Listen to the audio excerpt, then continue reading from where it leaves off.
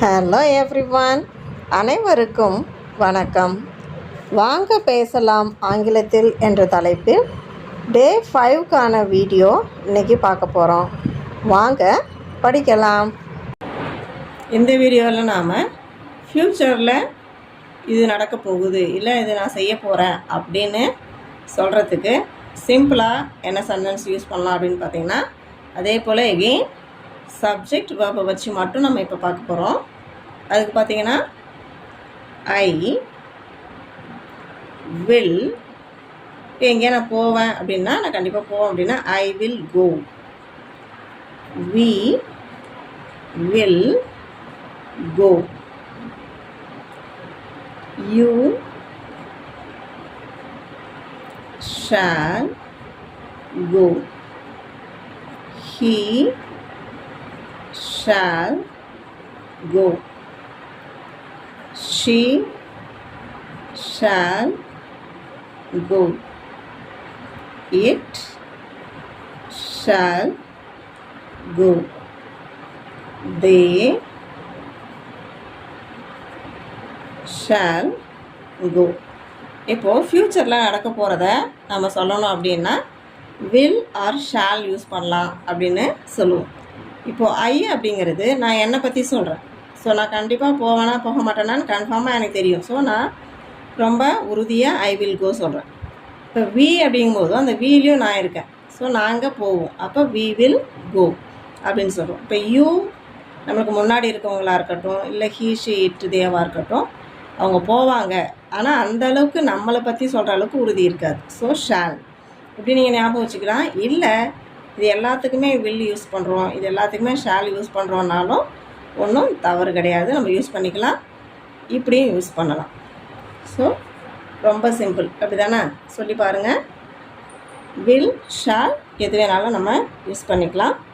அடுத்து இப்போ கோ சொன்னோமா, கம் வச்சு சொல்லலாம். I will come.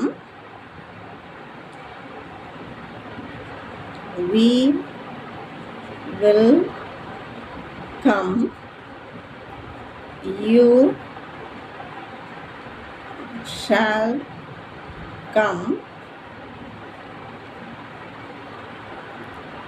He shall come. She shall come. It shall come.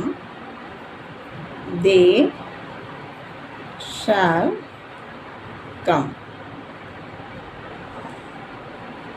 இப்போ ஏதோ ஒரு ஈவெண்ட்டில் நம்ம கலந்துக்கிறோம் அப்படின்னா அதை எப்படி சொல்கிறது?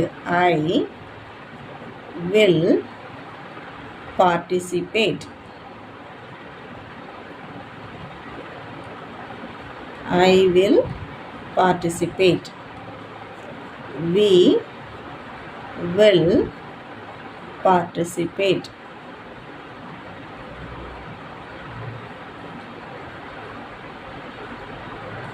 You shall participate.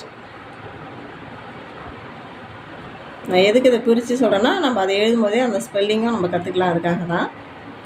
He shall participate.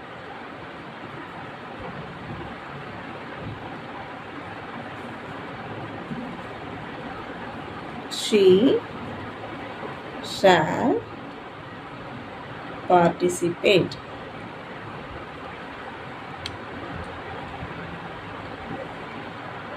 It shall participate. They shall participate.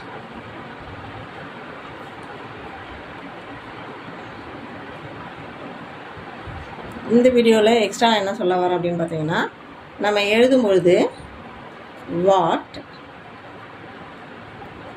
Where, they,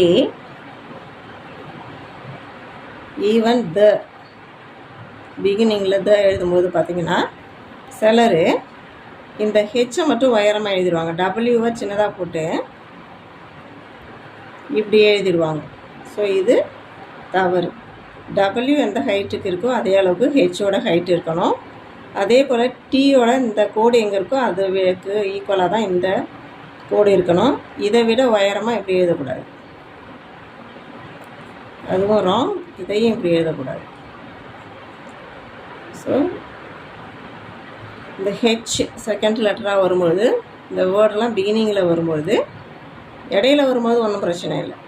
H வந்து உயரமாக தான் இருக்கணும். ஸ்மால் லெட்டர் டீயாக இருந்தால் அதுவும் ஈக்குவலாக தான் இருக்கும். ஆனால் அந்த டபிள்யூவை பொறுத்தளவில் டபிள்யூக்கு பக்கத்தில் டபிள்யூ வந்து ஸ்மால் லெட்டர் டபிள்யூவாக இருந்தால் ஹெச் வந்து உயரமாக தான் இருக்கும். அதில் எந்த பிரச்சனையும் கிடையாது. ஆனால் சென்டென்ஸோட பிகினிங்கில் முக்கியமாக இந்த மாதிரி கொஷின் வேர்ட்ஸ் எழுதும்பொழுது WH வந்து அதோட ஹைட் வந்து ஒரே மாதிரி இருக்கும்.